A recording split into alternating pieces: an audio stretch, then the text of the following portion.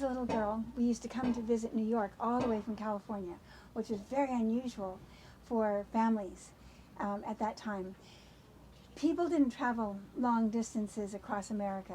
They might go to Hawaii or something, but they wouldn't necessarily go all the way across America. And we used to go on an airplane where we were the only children. And when we would come to New York, there were almost no children out on the streets. I think by that time people were building the suburbs, if you will, early suburbs in the 40s and 50s.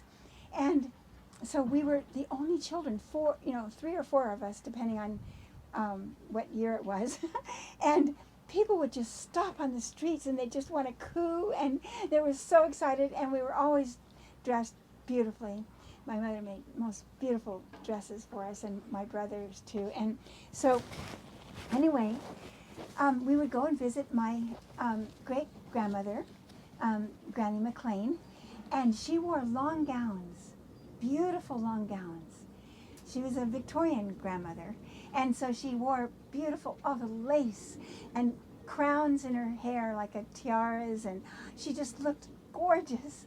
And my Aunt Marion lived with her.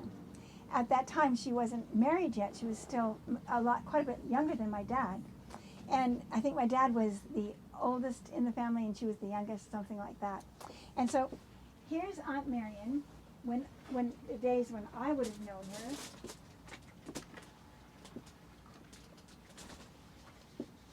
And she used to look at the beautiful ribbons in her hair, and she had a dog named Fluffy, and Fluffy every morning would come in to greet us, running across these beautiful oriental rugs, and with a different bow in her hair every day. The little dog, I don't know what kind of a dog it was, because Aunt Marion was one of the first people to do rescuing of animals in New York. And she used to have several dogs and cats that she took beautiful care of. And she was a dancer, you can probably tell with her long neck, and that was very much shunned in our family for her generation, because it was considered, even though it was classical ballet, it was considered fringe to them, on more like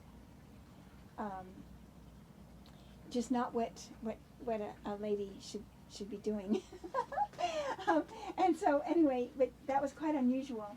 But this is her when she was a girl. She grew up in France, even though she was Scottish, because her mother was a classical pianist, and she played in the orchestra in Nice and in Paris. And so she grew up, and this is a street painting, when people sit down on the streets, and the people in the parks or on the streets might paint them. And this is her with her doll. So it's a very kind of quick street painting of her. But she wore every day, she wore ribbons on her wrists, velvet ribbons on her wrists. And she had just dainty little bones, and she had this beautiful, like a black velvet ribbon on each one. Isn't that amazing? And so that's what this little piece of wherever it is, that velvet ribbon, was from one of her ribbons, her wrist ribbons. So that's the story. And I tied it around this little vase here, of this new line of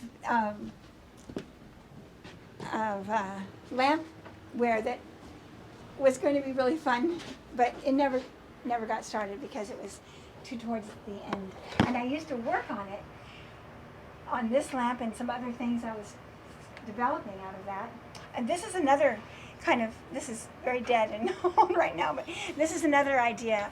This is a vase that was also from that period of using all different kinds of plumbing parts.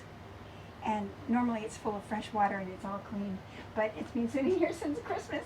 So, but anyway, this little black ribbon was around here. So I'll put it around. Gosh, it looks like new, Bob. You did a great job gluing it together. See, This had broken the little vase, but it looks like new now.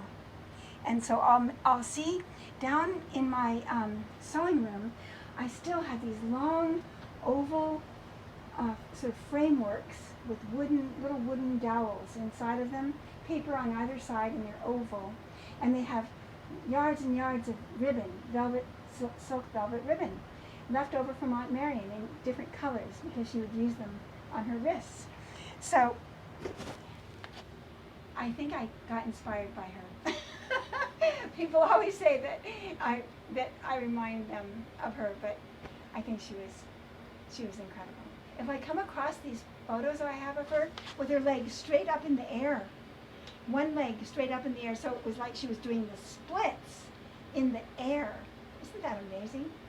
And with the beautiful, beautiful flowing silk dresses and toe shoes. So it's fun. Okay, thank you. Let's go get pizza. Want to come with us?